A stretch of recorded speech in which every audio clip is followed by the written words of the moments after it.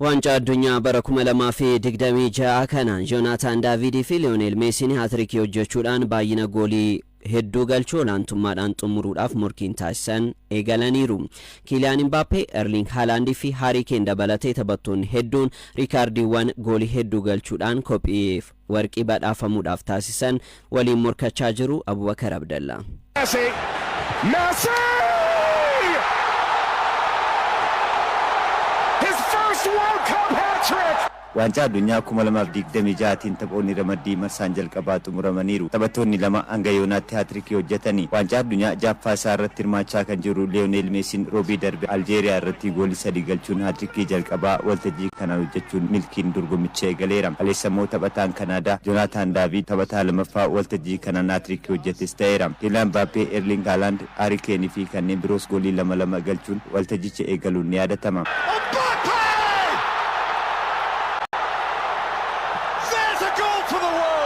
በረኩ መልማፍ ለሚን ብራዚል ሮናልዶን ወልተጂ ተኮን ጎሊ ሰደድ ገልቹዳን ብራዚል ዋንጫ አዱኛ ሪከርዲን የሮ ሰደድ ተፋፋ ከፉለቱ ገርጋሪያስ የዋንጫ ፉለቴራ ባኢነ ጎሊ ኦላንቱማን ከንቱሙሩሂን ቱሬን በረኩ ደሰገል ሸንተሚ ሰደድ ዋንጫ አዱኛ ስዊድን ኮፔስቴን ለሚን ፍራንስ ጃስት ፎንቴን ጎሊ ኩለ ሰደድ ተበጃሃን ቆፈ ገልቹን ተበታ ወልተጂ ተኮን ጎሊ ሄዱ ገልቼዳ ተውሴሮ ሰነቲ ፍራንስ ወለካ ጥሙራቲን ዱርጉምቻን ለታቲን ወልተጂ ገነ ከናቲን ለኮ ሲርማቶታ አፍርተሚ ሰደድ ተወል ጉደቹ ፊ ባኢነ ተባሴ ዱማቹን ጎሊ ሄዱ ኒገሉ ጀደሜቴ ገማ ከናኒስ ሪካርዲን ሄዱ ፎየኡ መሉ ሊዮኔል ሜሲን ወጋ ፍሪንዱራ ቃታሪቲ አርጀንቲና ወሊድ ዋንጫ አዱኛ ጀልቀባ ሳፍዳቴን በረከነስ ሃትሪክ ሆጀቹን ሚልኪን ዱርጉምቼ ገሌራ ከናኒስ ዋንጫ አዱኛቲን ጎሊ ኩዳጃ ገልቹን ሪካርዲ ሚሮስላቭ ክሎዚን ቀበሜን ቅጣቴራ ተቦታ ታናኒን ሪካርዲ ከነጫለት ፎየሱ ደንዳ ጀደሜቴ ገማ ከሌሳ ቫንኮቨሪቲ ተቆቆፔስቱ ወልተጂቻ ኬሳ ተኮ ካንታቴ ካናዳን ቃታር ረቲ ጎሊ ጃገልችቴን ተበታን ጁቬንቱስ ጆናታን ዳቪድ ተበታ ብሩ ሃትሪክ ሆጀቴስታይ ተበዩ አሜሪካን አፍሪፍቶ ኮምፓራጓይ ሞአቴን ፍሎሪያን ቦላጉን ደቂቃ 19 ኬሰቲ ጎሊ ለመገልቼ ተቆሞ ተባለ ለጀደሙ ጀላ ሀቀምቴ አርሰናል ኬሰቲ ተባ ፕሮፌሽናል ሳከን ኤገል ቦላጉን በረኩሙል ማብዲክ ደሚ ለመዲክ ደሚ ሰዲ ኤርግሳን ክለብ ፍራንስ ሬምስ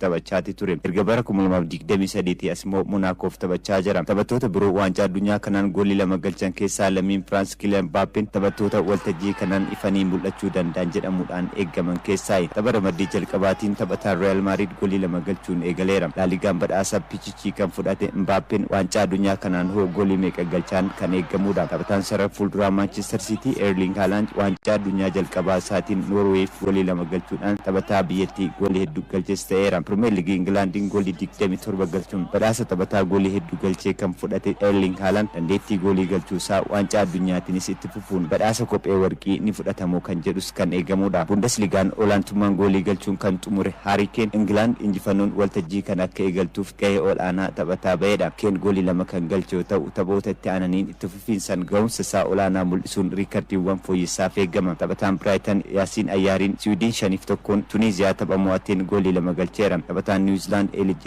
ጃስት ካናዳስ ሲሊ ላሪ ካን ስዊዘርላንድ ጆናታን መንዛምቢን ጎሊ ወለመለማ ገልቸኒሩ ተበቶን ሸንተሚ አፍሪሞ ጎሊ ተኮ ገልቸኒሩ ዋንጫ አዱኛ ከናን ተቦተቲ አናኒን ኤንቱ ጎሊ ሄዱ ገልቹን በዳሰ ኮጴ ወርቂ ፉዳታን ከነገሙዳ Kylian Mbappe, he stole the show. ጢንጠላን ኩባ ሚላ ጋሪ ኔቨል ጀልቀቢን እንግላንድ ጋሪ ተውስ አመስ ብየቲን ሻምፒዮን ያዱኛ ተውንደንዴ ሱጀዴ ሻምፒዮን ማዳፍ ተልማ መስከንከኔ ፍራንሲ ዲኒያስ በሽር Rice-Takes. England running it. Oh, and it's met with the authority of King Kane. ዋንጫን አዱኛ በረኩመ ለማፊ ዲግደሚ ጃሃ የሮ ጀልቀባቲፍ ብዮታ ፍርተሚ ሰዴት እርማችሳ ጅራም ብዮታ ትልማመ ሻምፒዮኑ ማርገተን ኬሳ ስፔን ሰርካ ጀልቀባው ቀበቱ ፍራንስ ኢንግላንድ ፊ አርጀንቲናን ወልዱራ ዱባን ትልማመን ፈኖ አርገተን ይጅሩም ተበረመዲ ጀልቀባቲን ፍራንስ ኢንግላንድ ፊ አርጀንቲና ዮሚልካን ስፔን ብየቲቆ አፍሪካ ካፖ ቨርዴ ወሊን ቅጠበሁን ይገልቴም ተበታን ዱራኒ ገረቢያለስ ኢንግላንድ ፊ ጢንጠላን ኩባ ሚላ ስካይ ስፖርት ጋሪ ኔቨል ተቦተረ መዲ ጀልቀባ ቦደ ያደከኒን አማስ ፍራንስ ቢያ ዋንጫ አዱኛ በረከና ንንጅፈት ጀደ ያዶቹን ዱበቴም ጋሪ ኔቨል ቶማስ ቱዌል ዶርጎምቸ ዱራ ቄቀማ ትሮ ይብሱን ገሩ ተበክሮሻ ወሊን ተበታን ገውምስ ፎየን ጀልቀባኒ ጅሩ ጀዴም ኢንግላንድ ተበረ መዲ ጀልቀባ ገውምስ ጋሪን ኤገሉስ ዱበቴም Yeah, no, it was a very good night for him. Obviously the victory is the most important, but I think it was a good night for him in the respect of particularly I think from half time onwards. First half ramaddii jalatti Krooshiyaa Gaanaa fi Paanamaa waliin kan ramadamte England tapha jalqabaatiin Krooshiyaa goolii 4-2 injifachuun jalqabde. Tapha sanaan Toomaas Tuchel boqonnaa deebii jijjiirran taphattootaa taasisanii fi taphicha to'atanii taphachuun milkaa'anii jiru jedhe. Gareen biyyaalessa England boqonnaa dura yeroo lama dursuus qixaan boqonnaa bahe. Ga'umsanaan deeggartoon hin gammanne ture kan jedhe Gary Neville boqonnaa deebii qeeqa sana hunda hambisuun injifachuus dubbateera. England tapha Krooshiyaa waliin taphatte hanga daqiiqaa 15tti ga'umsa gaarii mul'iste. Kun garuu taphni daqiiqaa sana qofa kan taane mul'isee jira. Boqonnaa deebii jijjiirran taphaa fi taphattoota Toomaas Tuchel taphicha akka jijjiiran taasisee jira jechuunis dubbate. Gary Neville addatti ga'umsa Harry Kane dinqisiifateera. Inni taphataa cimaa fi murteessaadha jedhe. Waggaa dhibba keessa taphataa sarara fuulduraa akka isaa muraasa argachuu dandeessa. Harry Kane ammoo adda jechuun jaje. Harry Kane tapha sanaan goolii 2 galchuun waancaa addunyaa irratti riikoordii Gary Linkan goolii 10 biyya isaa Ingilaandiif galchees qooddateera. Gary Neville ammas biyyatti shaampiyoonii taatu anaaf Firaansii jedhe. Firaans tapha ramaddii jalqabaa biyya cimtuu Afrikaa Senegaal goolii 3-1 injifachuun eegalte. Gary Neville dabaluun jalqabbii England ni dinqisiifadha garuu ammas yaada hin geeddaruu Firaans shaampiyoonii taati jedhe. Namoonni hedduu England shaampiyoonii akka taatu barbaadu garuu annatti hin fakkaatu osoo tahee gaariidha jechuunis dubbateera. England taphattoota qaxalee hedduuf keessatti qabaachuus eeree jira. Taphattoonni kennaa addaa qaban kan akka Jude Bellingham miseensa garee kanaa ta'uun cimina biraati. Innis lakkoofsa 10 irratti ga'umsa gaariin taphachuus yaadachiise. Amma England tapha ramaddii lammaffaa Gaanaa waliin qabdu irratti xiyyeeffachuu qabdi kan jedhe Gary Neville. Toomaas Tuchel sochii tapha Krooshiyaa irratti mul'isan tapha Gaanaa waliin qaban irrattis yoo irra deebi'an salphumatti marsaa mo'atanii darbuuf akka gaanis dubbatee jira.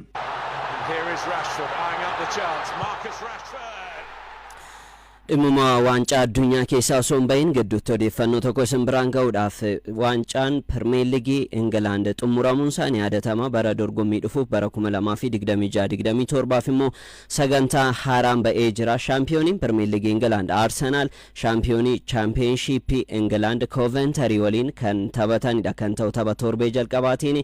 Kanaan alattiin Manchester United immoo Hull City waliin kan taphatani. Hull Cityin guyyaa xumuraa yookiin immoo tapha mo'atanii darbu championshippiitiin Premier League England itti deebuun isaanii yaadatama. Manchester Cityin Pep Guardiolaadhaan alattiin jireenya haaraa kan eegalu Bournemouth waliin kan taphatanii. Liverpool immoo Andoni Iraola jalattiin bakka Newcastle waliin kan taphatu. Chelsea Xabi Alonsoodhaan kan durfamu. Hedduun isaanii leenjistoota haaraa qacaruun isaanii ni yaadatama. Fulham waliin wiixata kan taphatanidha kan ta'u. Premier League England kun waancaan addunyaa xumurame guyyoota 34 boodadha kan eegalu. Kanaaf amma eegaluudhaaf yeroo ji'a lamaadha kan hafu jechuun ni danda'ama. Hagayya 21 guyyaa jimaataa ifattiin Premier League England kan eegalu ta'a. Gara waancaa addunyaatiin dhimmoota wal qabatanitti yoo deebinu Anthony Rudiger fi Alphonso Davies baqattummaarraa ka'uudhaan taphattoota kubbaa miilaatiin milkaa'anidha. Abdii osoo hin kutiin cimanii hojjennaan milkaa'uun ni danda'amas jedhe Rudiger Abbabaa Lamaayyoo.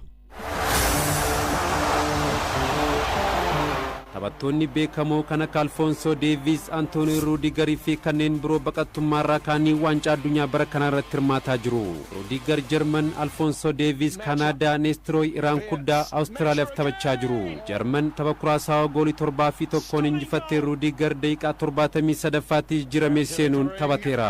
Seeraaliyoon keessatti waggootaaf sababa waraana waliiniitiin maatiin Anthony Rudiger gara Awurooppaatti baqatanii jiraachuuf hin dandeenye turan. Boodarra garuu Jarman magaalaa Berliin keessatti eeyyama argachuun jiraachaa jiru.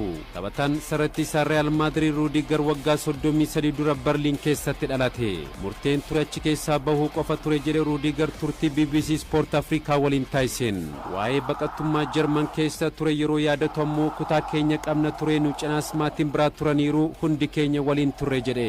Yeroos jireenya keessatti wanti kennamuu fi abdii nama turu waan hin jirreef dhiibbaa guddaa narratti uumeras jedhe Rudiger. Abjuu kee jiraachuu fi bakka ga'uu barbaadu jireenya keessa taarsaa kaffaluu qabdaan yaaduma Rudigerii. Yeroo sirrii fi barbaachisaa ta'etti baqattoota deeggaruuf qophii ta'us himeera. Anthony Rudiger bu'aa hedduu keessa darbuun kubbaa miilaan taphataa milkaa'edha. Garee biyyaalessa Jarmaniif taphoota 83 goolii 3 sarratti isaarraa ka'uun galche. Chelsea fi Real Madrid waliin waancaa Champions League Awurooppaa taphattoonni hedduu hawwan shaampiyoonii ta'eera. Kilaboota kanneen waliin waancaa Liiga Awurooppaa fi La Liga Spain dabalatee waancaa garaagaraa hedduu milkeeffateera. waancaa addunyaa Jarman waliin shaampiyoonii ta'uuf tapha ramaddii jalqabaan injifannoon eegalan. Rising star of the Bundesliga in record time. Made beautifully by Alphonso Davies. Alfonso Davies waancaa addunyaa kanaan filannoo jalqabaan gara dirree seenuu baatus dursaa taphattoota Kaanaadaati.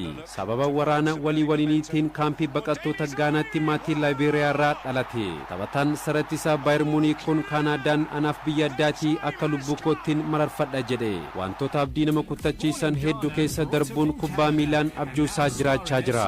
Alfonso Davies kubbaa miilaa Kaanaadaa keessatti taphataa dargaggoonni hedduu fakkeenya godhatanidha. Baayern Muuniik waliin waancaa Bundesliigaa 7 fi Champions League Awurooppaa tokko shaampiyoonii ta'e. Meestiroo Iraan Kuddaa Mahammed Turee fi Awwar Maabil baqattummaan waancaa addunyaa bara kana irratti Awustiraaliyaa tajaajilaa jiru. Iraan Kuddaa fi Tureen tapha Awustiraaliyaan Tarkiyyee goolii 2-0 injifatteen filannoo jalqabaan gara dirree seenaniiru.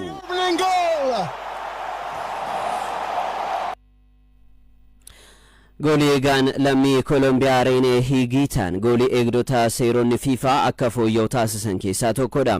Waancaa addunyaa bara 1990 dogongorri hojjete garuu aartii goolii eegdummaa isaatti cilee dibeeraa dabalannisaa akka ta'utti qindaa'e.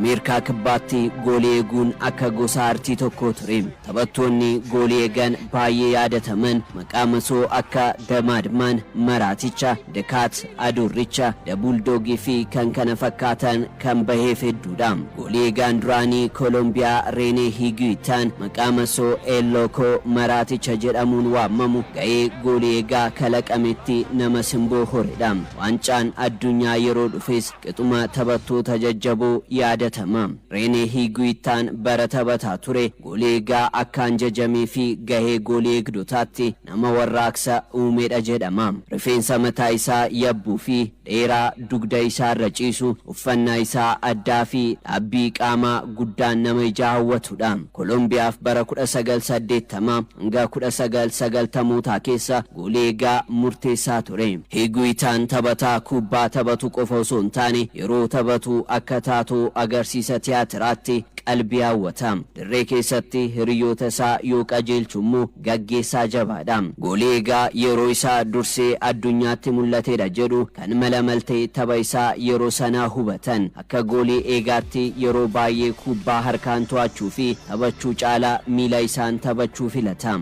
Taphattoota sarara fuulduraa garee faallaa jala miliksee kubbaa yoo dabarfatuu fi ulaa goolii isaa dhiisee akka taphataa sarara fuulduraatti yoo furguggatu kan argan daawwattoonni Maraaticha jechuudhaan maqaa masoo itti baasan. Haalli taphaa isaa akka taphataa sarara ittisaa dabalataati. Kubbaa goolii taati jedhamtee eeggamtu sodaa malee fuulduratti bahee taphataa garee faallaa harkaa buufata. Goolii eegaa sarara fuulduraati. Dhalatee kan guddatee Koolombiyaa bakka Kaastiyyaa jedhamtutti. Yeroon daa'ima ture garee kootii goolii hedduu galcheera. Garuu guyyaa tokko goolii eegaan dhabamnaan ani goolii eegee kubbaa hedduun deebise. Waancaas injifanne. Achumaanan goolii eegaa ta'ee hafe jedha Reenee Higiitaan ijoollummaa isaa gaafa yaadatu. Seera taphaa FIFA duraan tureen taphataan tokko goolii eegaa garee isaatiif kubbaa duubatti yoo deebise goolii eegaan harkaan qabee hanga barbaade tursiifachuu danda'a. Kun immoo yeroo taphatamu turuu fi yeroo qisaasa'utu baay'ata. Reenee Higiitaan miilaan taphachuun ergaa hawwatamaa dhufeen booda FIFAan seera kana akka fooyyessu dursee gahee isaa baateera. Taphattoonni jajjaboon akka Peelee fi Maaraadoonaa kubbaa miilaan yeroo hundaa yaadatamu garuu isaan seera kubbaa miilaa hin jijjiirsisne kanaaf ofittan boonas jedha. Reenee Higiitaan goolii eegaarra darbee rukuttaa adabbii, peenaalitii fi taphaan goolii galcha. Goolii 43 galcheera jechuudhaan FIFAan godaan baasaa keessattiin beekamtii kennee fi galmeesseera. Bara 1995 tapha michoomaa Ingilaandii fi Kolombiyaan Wembileetti bakka daawwattoonni 20,000 jiranitti taphatan irratti gochi raawwate garuu mallattoo Reenee Higiitaa ta'e. Isaan dura sanaan boodas goolii eegaan gochaa inni raawwate kana irra deebi'ee hin jiru. Gochoota raajeffaman raawwachuu kana aadeffate Reenee Higiitaan kubbaa taphataan garee biyyaalessaa Ingilaand Jeemii Reednaap rukute akka ilbiisaa torban qabaa yookaan immoo qaanjibbuu jedhamuun waamamtutti miila isaa lamaan duubaan ol ol kaasee koomee isaatiin qilleensa irratti deebise. Kubbaan inni qole kun Scorpion Kick rukuttaa torbaan qabaa jedhamuun guutuu addunyaatti beekamtii fi hanga yoonaa ittiin jajamaa jira. Amma ga'eessa ganna 59 kan ta'e Higuitaan gaarraatti goolii eegaa jabaa Kolombiyaan horatte jedhamuun leellifama. Higuitaan malli taphaa isaa dogongorarraa bilisa hin turre. Waancaa addunyaa bara 1990 Itaaliin qopheessiteen Kaameroonii fi Kolombiyaan marsaa mo'atanii darbuu irratti walitti dhufan. Tooftaa taphaa goolii eegaa kanaa ala taa'ee ilaalaa kan ture Roojar Miilaan jijjiiramee seenuudhaan goolii 2 irratti galche. Higuitaan akkuma bare taphataa Kaameroon Roojar Miilaa jalaa miliksee darbuuf yoo jedhu Roojar Miilaan kubbaa jalaa buufatee goolii galche. Kaameroon 2-1 mootee nuusa xumuraafis dabarte. Higuitaan taphichaan booda dogongora guddaa hanga mana jireenyaa gahuun hojjedhe jedhe. Higuitaan bara 2010 kubbaa miilaa taphachuu dhaabuun yeroo ammaa kilaba Kolombiyaa Atleetico Nacional keessatti leenjisaa goolii eegdotaa ta'uun tajaajilaa jira.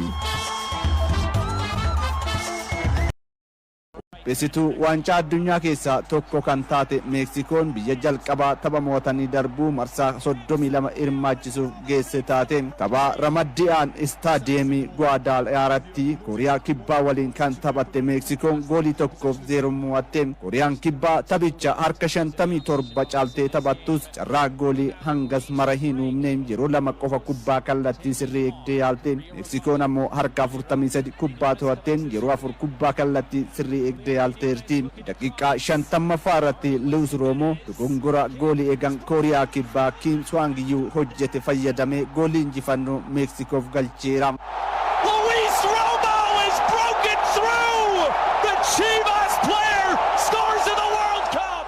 Gama Kooriyaa Kibbaan yaaliiwwan San Hongminii fi Jogu Sangi bayeessa ture. Gama Meksikootiin Raul Jimenez dabalatee yaaliiwwan ciccimoo gochaa turan. Boqonnaa dura gaarii kan hin turre Meksikoon injifannoo kanaan marsaa 32 biyyoota hirmaachisuuf biyya jalqabaa geesse taateerti. Haala kanaan Meksikoof Ingilaandi marsaa 32 hirmaachisuu yoo mo'atanii tapha marsaa 16 waliin taphatu. Kooriyaan Kibbaa tapha ramaddii xumuraa isheetiin hiree ishee murteeffatti. Ta'us biyyoota ramaddichaa biroo caalaa carraa bal'aan harka ishee jira. Ramadduma kanaan Afrikaan Kibbaa Riippaabilika Cheek waliin goolii 1 qixa ba'an. Riippaabilikni Cheek goolii Miicheel Saadleek daqiiqaa 6 irratti galcheen dursaa boqonnaa baate. Afrikaan Kibbaa daqiiqaa 83 irratti Pavel Seliuki kubbaa harkaan tuquusaatiin peenaalitii argatte. Teboho Maakwaaneen goolii galcheen qixaan ba'an. Biyyoonni lamaan dorgommichaan qabxii 1 jalqabaa argatan. Tapha ramaddii sadaffaatiin Meksikoon Riippaabilika Cheek Kooriyaan Kibbaa Afrikaa Kibbaa waliin taphatu. Ramaddii baadhaan tapha Joonaatan Deevid haatirikii itti hojjeteen Kanaadaan goolii 6-0 Kaatar injifatte. Kanaadaan seenaa isheen injifannoo jalqabaa waancaa addunyaan tapha itti argatte kanaan daqiiqaa 16 irratti Saayil Laarni goolii galchuun dursuu eegalan. Joonaatan Daavid daqiiqaa 29ffaa daqiiqaa 45 dabalataa fi daqiiqaa 53 irratti goolii 3 galchuun haatirikii yoo hojjetu waggaa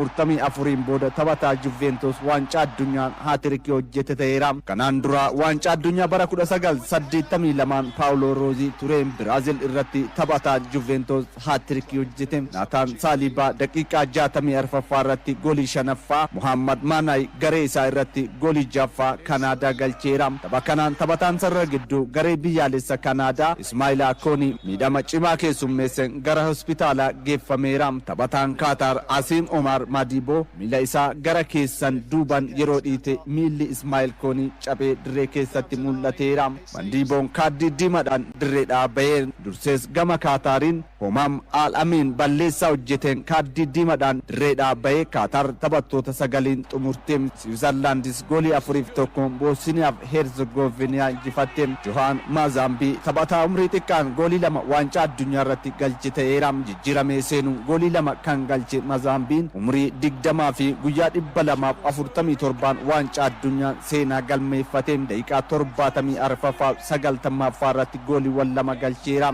Ruubeen Vaargeesii fi Granit Xhaka gooliiwwan hafan Siwiizerlaandisiif galchan Ermin Muhammad goolii takkitti injifannoo Bosniyaaf Herzegovina hin oolchine galcheera. Tapha kanaanis Tariq Muharomovic balleessaa Bireel Imbolo irratti hojjeteen kaardii diimaadhaan dirree dhaabee tapha kanaan goolii 5 daqiiqaa 74 booda galan ramaddii kanaan Kanaadaaf Siwiizerlaand qabxii 4-4 qixa qabaachuun goolii wal caaluun dursaa jiru. Tapha ramaddii sadaffaan Kanaadaan Siwiizerlaandis Qatar Bosniyaaf Herzegovina waliin taphatu.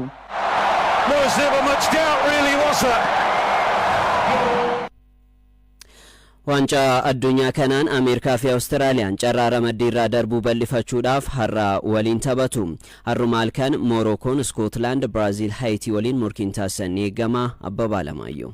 Well, the USA trying to stretch the Paraguay backline. They've certainly done that. There's a big chance. waancaa addunyaa taphoota ramaddii lammaffaa taphatamu eegaleen Ameerikaa fi Awustiraaliyaan injifannoon imaluuf waliin morkatu. Tapha ramaddii jalqabaan biyyoonni lachuu morkattoota isaanii injifachuun milkiin eegalan.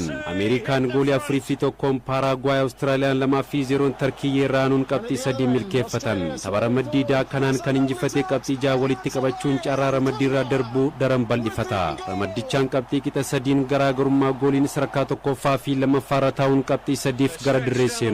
Taphichi galgala sa'aatii 4 eegaluun istaadiyeemii Siyaatilitti taphatama. Tapha jalqabaan ga'umsa gaarii agarsiisnetti ufsiisuun hanqinoota keenya immoo fooyyessuu qabna jedhe leenjisaan Ameerikaa Pochettinoon. Kan Awustiraaliyaa Tooni Popoviich garee Ameerikaa baay'ee cimaatee injifachuuf qophiidha jedhan. Tapha jalqabaa irratti miidhamee dirreedhaa kan ba'e taphataan Ameerikaa Kiristiyaan Pulisiik tapha kanaaf ni gaha jedhame. Ramaddii caanal kan sa'aatii 7tti Morookoon injifannoo jalqabaaf Iskootlaand waliin taphatti. Bakka buutuun Afrikaa Morookoon Biraaziil waliin goolii 1 qixa bahuun dorgommicha eegalte. Iskootlaand goolii 1-0 Haayitii injifachuun ramaddicha dursaa jirti. Sarara gidduu irratti olaantummaa fudhachuuf kan Morookoo Ayyuub Bu'aadii morkiin Iskoot Maaktominee waliin taasisuu xiyyeeffannoo argateera. Umurii 18 irratti kan argamu taphataan Liid Bu'aadii tapha jalqabaan ga'umsa mul'iseen ija kilaboota guguddoo Awurooppaa hedduu keessa seene. Waancaa addunyaa darbeen sadarkaa afuraffaan kan golabdee Morookoo ramaddii irraa darbuuf tapha kana injifachuun murteessaadha. Ramadduma kana halkan sa'aatii 9 fi walakkaatti shaampiyoon yeroo 5 Biraaziil Haayitii waliin morkatti. Biyyoota tilmaama shaampiyoonummaa argatan keessaa tokko kan taate Biraaziil tapha jalqabaan ga'umsa gadaanaa mul'iste. Ramaddiidhaan mo'amuun kan eegalan Tarkiyyee fi Paraagwaay injifannoo jalqabaaf waliin morkatu. Borishitti ufur ramaddii faan galgala sa'aatii 2tti Neezerlaandii Siwiidin ramaddii een Jarmanii fi Koodiivaar injifannoon itti ufuuf sa'aatii 5tti waliin taphatu. Jarman goolii 7-1 Kuraasaawaa Koodiivaar goolii taphataa Maanchestar Yuunaayitid Diyaaloon galcheen 1-0 Ikwaador injifatan. Roonaald Kumaniin kan leenjitu Neezerlaandis yeroo lama dursaa turte Jaapaan waliin 1 qixa bahuun qabxii qooddatte. Siwiidin ammoo sorrakkatiin Tuniziyaa goolii 5-1 irraa aante. Tapha jalqabaa irratti Siwiidiniif goolii kan galchan Isaaqii fi Yokorees goolii galchuuf morkiin Van Daayik waliin taasisan ni eegama. Chance will open up. There's the strike! Alexander Isak finds the back of the net to double Sweden's lead.